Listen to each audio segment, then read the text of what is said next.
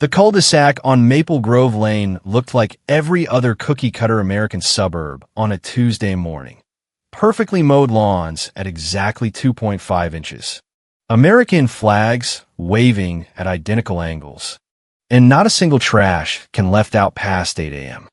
Because the HOA handbook said so. Karen Whitaker had made sure of that for the last 10 years. President for life. Or at least that's what she called herself in a monthly newsletter she printed on pastel paper with little rose borders. She smiled in every photo, pearls gleaming, while finding Mrs. Delgado $200 for a bird feeder that was 1 inch too close to the property line. I'd lived here 8 years. Emily Harper, single mom, graphic designer who worked from home so I could actually see my kids' soccer games. I wasn't a rebel type. I volunteered for the Community Improvement Committee because someone had to. That's how I met Marcus Langford from Vista Greens, big regional landscaping firm. They did the fancy gated communities up in Bellevue, the ones where property values jumped 20 grand overnight after a full overhaul. Our neighborhood was dying, cracked sidewalks, patchy grass, trees dropping like dominoes in every storm. A $250,000 upgrade, new sod, smart irrigation, mature trees would pay for itself in higher resale values inside 2 years. The math was stupidly obvious. I spent 6 months earning Marcus's trust the way you actually earn it.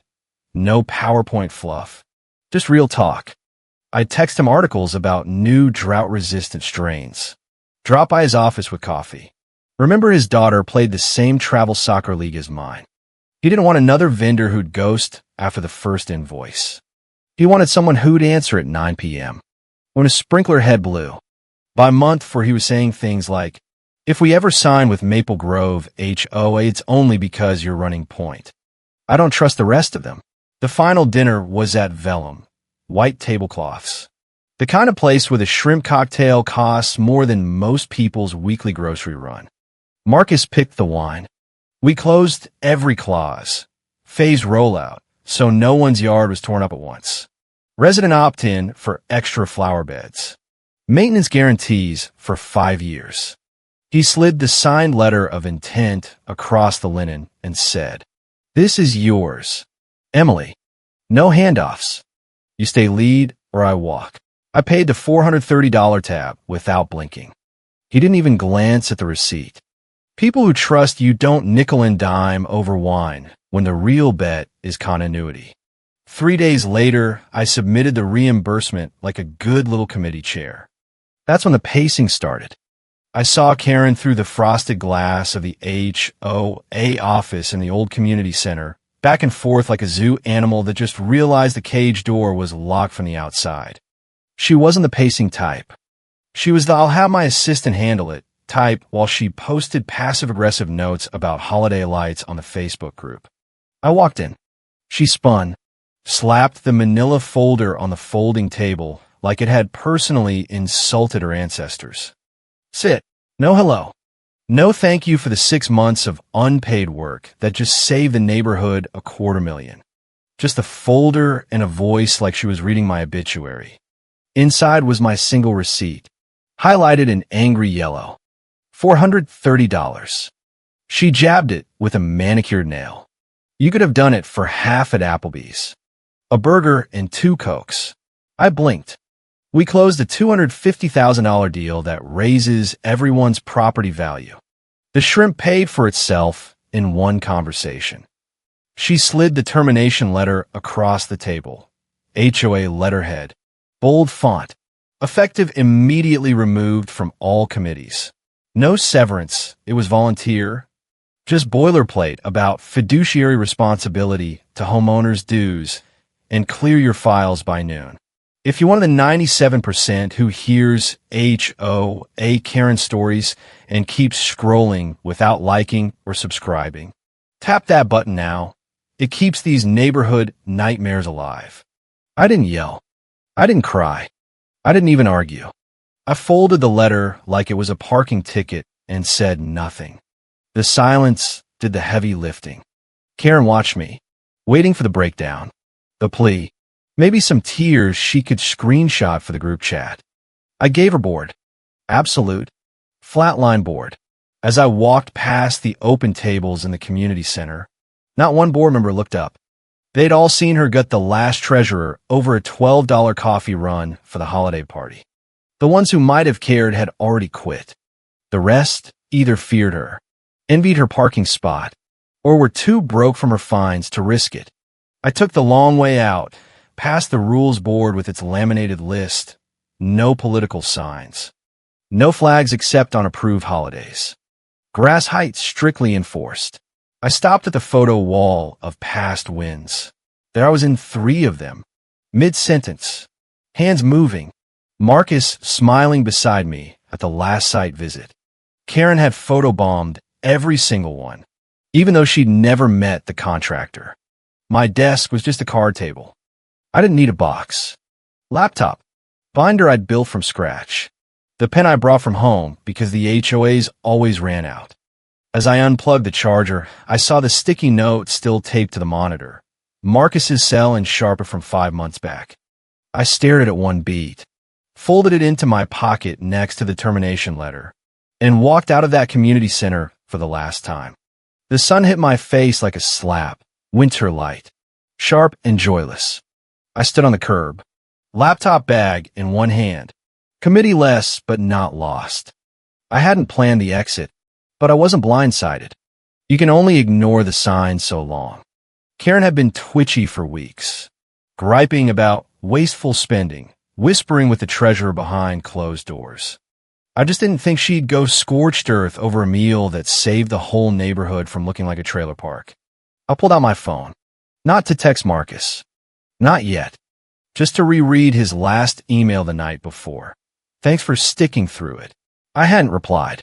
Let the silence work a little longer. 6 months earlier, Marcus wouldn't even return HOA emails. Vista Greens had been burned twice by Karen's promises, delays, scope creep, invoices padded so thick you could use them as speed bumps. The phrase Maple Grove is done was basically gospel in his office. But I didn't believe it. Not because I was naive, but because I remembered the look on his face at the end of our last call the year before. Tired, not finished. So I started small. Casual check-ins. Articles about irrigation rebates. No pitch. Just thought of your Route 9 expansion. Then one Thursday he replied, appreciate the heads up. Let's grab coffee if you're ever up near Bellevue. He knew I'd make the drive. I did. That coffee became working lunches. Lunches became monthly dinners, not sales meetings, real conversations. He didn't want another vendor who'd rotate every 6 months. He wanted a grown adult who could scope a damn project and deliver without 3 change orders and a prayer circle. We didn't talk pricing until month 4. Even then it wasn't formal. Just him running a finger along the table edge, muttering, if we ever looked at Maple Grove HOA again, I'd only work with you. I don't trust the others. I froze, not out of shock, but because I knew the door wasn't cracked. It was wide open and nobody else on the board even realized the hallway existed. That final dinner at Vellum wasn't a fancy night out. It was confirmation. Marcus looked across the table, glass in hand. We'll move the full contract over next quarter, but you stay on. No handoffs. You built this. It wasn't flattery. It was a demand wrapped in loyalty. I nodded, kept it low-key, paid the check. He didn't glance at the receipt. Because here's the thing about people like Marcus. Once you've earned their trust, they don't nickel and dime you over shrimp cocktail. They bet on continuity. 3 things I alone had provided. I'd written every clause myself, not recycled HOA templates. Every milestone realistic.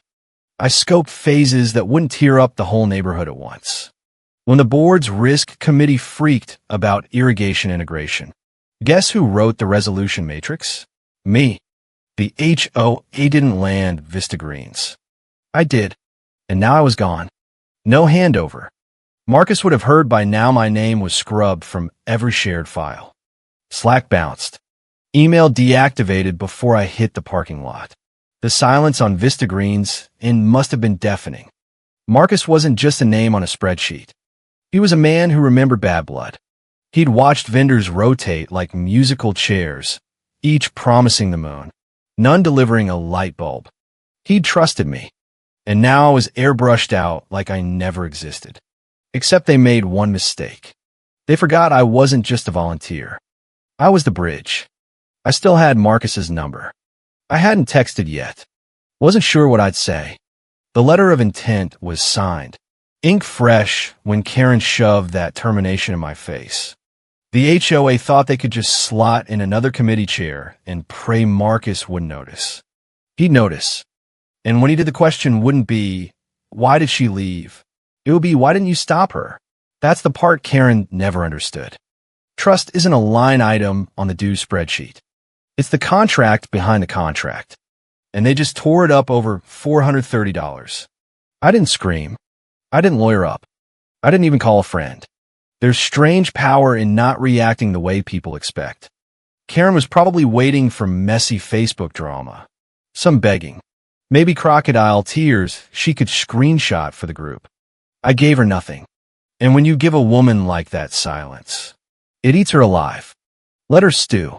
Instead, I went home and did what I always do when the ground shifts. I wrote things down. Marcus's name went on the top of a fresh yellow legal pad. Under it, every deliverable I'd scoped. Phase 1 through 3. Irrigation timelines. Tree guarantees. Resident feedback loops. The works. Then I started outlining gaps the HOA would never recreate without me. Every work around Marcus, and I had hashed out over 2-hour dinners and Saturday calls. I knew where the pressure points were buried. The board didn't even know which homes still had legacy sprinkler heads from 1998. Then I took out my phone and typed one sentence. No longer with Maple Grove HOA committee. Happy to connect when timing's right. No context. No pitch. Just truth and a polite open door. 3 minutes later, Marcus had read it. I locked the phone, set it face down, let him sit with that. By 10:42 that night, I had a new LLC filed. My name, my domain, my rules. Harmony Homes Consulting. Clean, professional, no fluff. I wasn't building a brand. I was building a replacement. I pulled up the old HOA proposal template, not to copy it, but to gut it. I rewrote every line into plain English. No synergistic community enhancement frameworks. Just here's what I'll deliver. Here's how long it takes. Here's the cost. Then I built 3 service packages based directly on the work I'd already done for Vista Greens. By midnight, the bones of a real alternative existed. I wasn't trying to burn the HOA down. I wasn't even thinking revenge. This wasn't a tantrum. It was a transition. I'd spent 8 years watching women like Karen gamble with neighborhood futures while skipping over the people actually doing the work.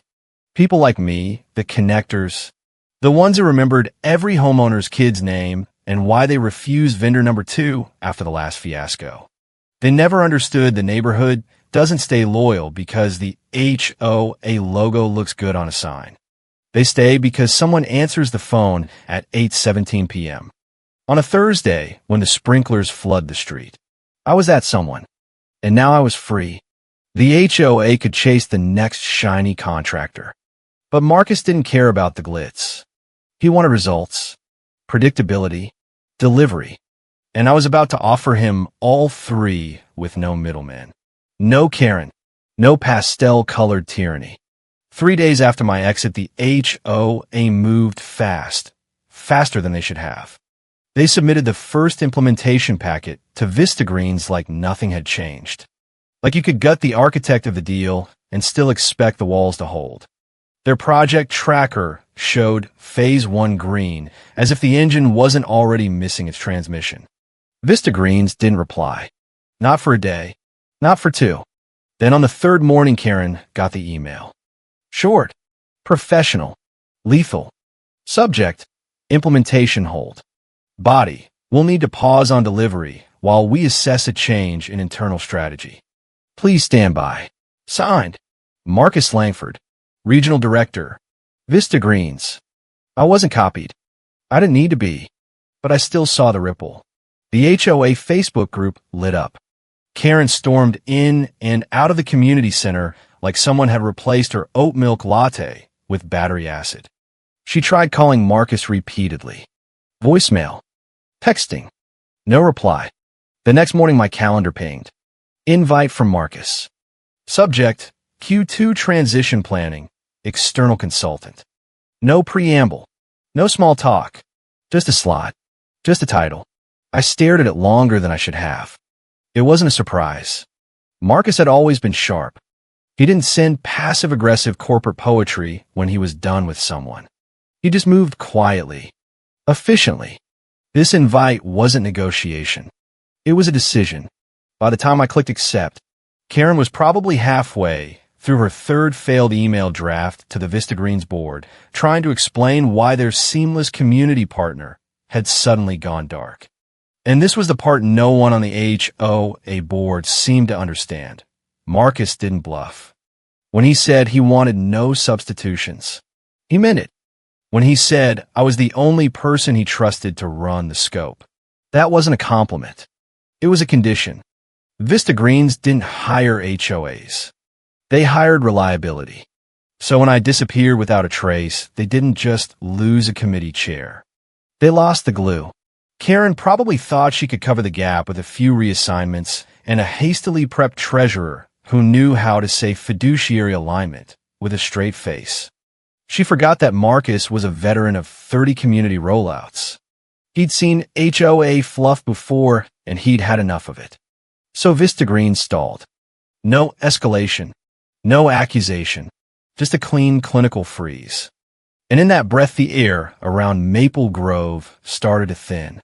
Homeowners sensed it first. Deadlines without updates. Board members asking questions they should have already known. Then the group chat started whispering. Is the landscaping deal still solid? Someone from finance pinged the treasurer to confirm if Phase 2 billing had been scheduled. It hadn't, because there was nothing to bill. Nothing moved. And outside that frozen orbit, I was already in motion. I drafted a slide deck. Not marketing, just clarity. Timeline, costs, deliverables. Sent it to Marcus through a private channel. He replied with a thumbs up and one word. Clean.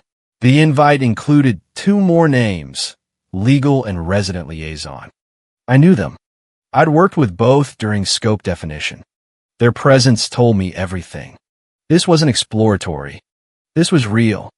Vista Greens was preparing to move the entire operation to my consultancy, and not one person on the HOA board knew they were already being replaced. Not officially, not loudly, just quietly. The way rot spreads under perfect HOA paint, silent, steady, irreversible. They kept refreshing inboxes while I was building timelines. They kept calling Marcus while I was locking in a transfer clause. They kept pretending everything was fine. Because the thing about fallout is it doesn't start with fire. It starts with silence. The community center smelled like burnt coffee and desperation the day the emergency meeting was called.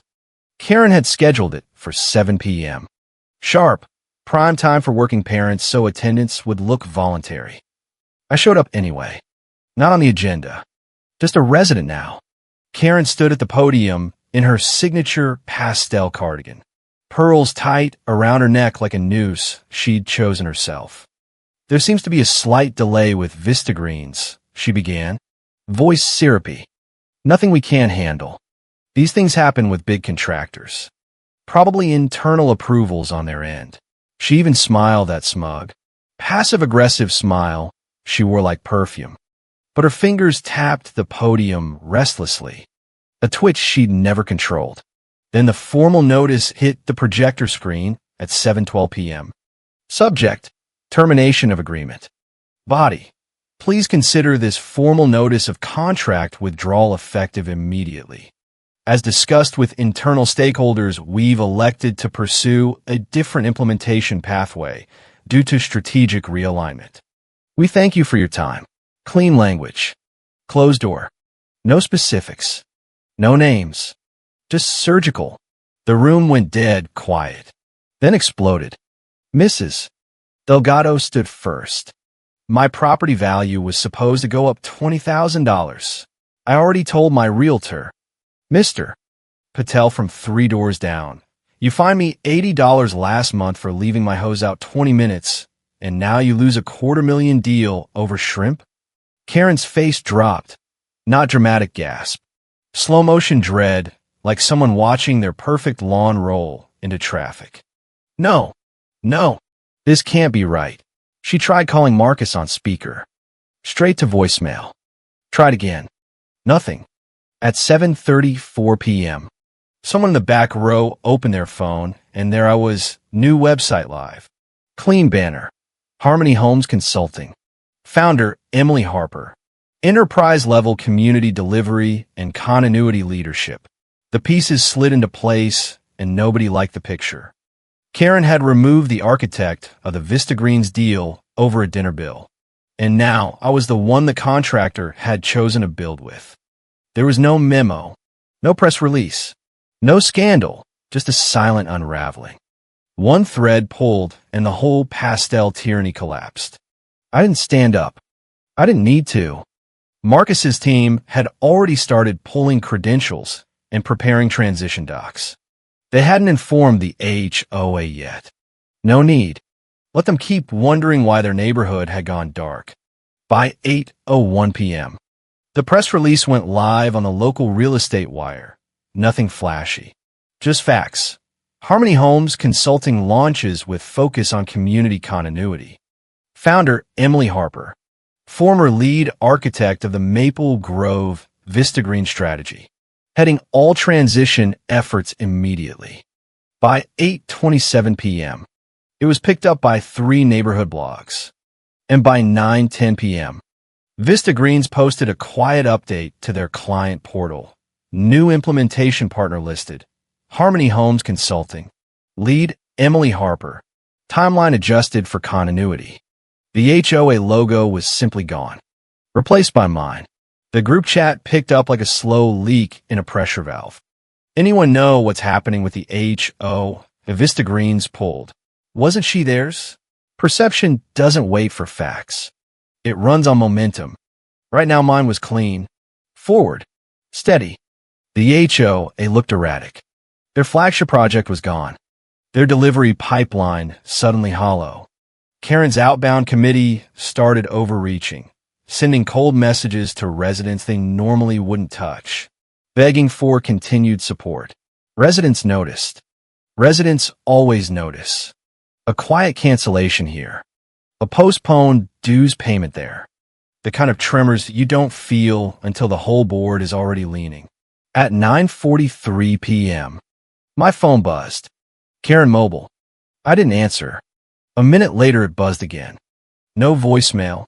No text, just 2 missed calls and a silence that told me everything. She wasn't calling to apologize. Women like her never do. She was calling because something had slipped out of her control, and she couldn't patch it with pearls or passive-aggressive notes. What she built was cracking, and I was the only one who'd ever known how to hold it together. But I wasn't holding anything for her anymore. I didn't block her. That would have been dramatic. I just let the calls sit untouched like bones in the desert. Then I got back to work. Because this wasn't about revenge. It was about momentum. Mine. It was one of those polished community center galas where the carpet looks like a migraine and the coffee tastes like regret. The kind of space designed for HOA brochures, name tags, and polite lies told over tiny muffins. I wasn't planning to attend the annual neighborhood appreciation night, but Marcus insisted. Just show up, he said. I think you'll enjoy the seating arrangement. I should have known. The name cards were already out when I arrived. White linen, chrome chairs, rows of faces I hadn't seen since my committee days. People who used to nod at me in the hallway, but never asked where I was headed. The table near the keynote was marked strategic partners. My name was there, dead center. Not Harmony Homes, not consultant. Just me. Plain and permanent. I sat. Marcus appeared minutes later. Handshake. Brief smile. No small talk. We were past that. Behind him came Vista Green's regional VP, a man with a handshake like a blueprint. Precise. No wasted motion. He leaned toward the mic just before the session began, eyes scanning the room. We're proud to partner with teams that understand execution over ego. Then, without glancing at notes, including Harmony Homes Consulting and its founder, who has been critical to our Maple Grove continuity and implementation success this quarter. A few heads turned. Then I saw them. Two HOA board members seated farther down the row, both with official badges clipped proudly to their jackets. They weren't at my table. They weren't even close. I could see the twitch in Karen's eye when she realized who had prime placement next to the keynote. When the panel broke for drinks, the board members approached first, hesitant, smiles a little too wide. "Hey," one said, reaching out. "Didn't know you'd be here." I smiled back, nodded, then turned to refill my glass. No handshake, no words, just absence. Karen didn't even try. Marcus, standing by the far wall, caught the moment. He raised his glass, just slightly, a nod only I would notice. Nothing performative, nothing loud, but it landed. The message didn't need words. You were right to walk. We were right to follow. Across the room, one of the event photographers snapped a candid of our table. Marcus mid-laugh, me in frame, shoulders back, head turned slightly, the picture of presence. It would end up in a neighborhood newsletter with a caption about leadership in transition. What actually showed was a shift in gravity. The HOA hadn't just lost a contract. They'd lost the room. It came on a Monday. The kind of Monday that's all rain and inbox noise. I was reviewing a new resident packet when the email popped in. No subject line, just a PDF attachment and a brief message from a former board member I hadn't heard from in ages. "Thought you'd appreciate this." I opened the file, and there she was, Karen. New LinkedIn banner. New title, Strategic Community Advisor. The email thread below was a cold reach out to one of our old neighborhood accounts. A polite plea for a meeting. She used words like trusted advisor and collaborative legacy. The kind of phrases you dust off when you're trying to reframe the past without admitting how it actually ended. She signed off with "would love to reconnect and support your next growth cycle." I stared at it for a second. Not anger, just quiet astonishment that even now she thought she could rewrite it all with some templated sincerity and a pastel filter. I forwarded the screenshot to Marcus. No context, no comment. His reply came back in minutes. "Should have paid the dinner bill." I sat back, let that settle.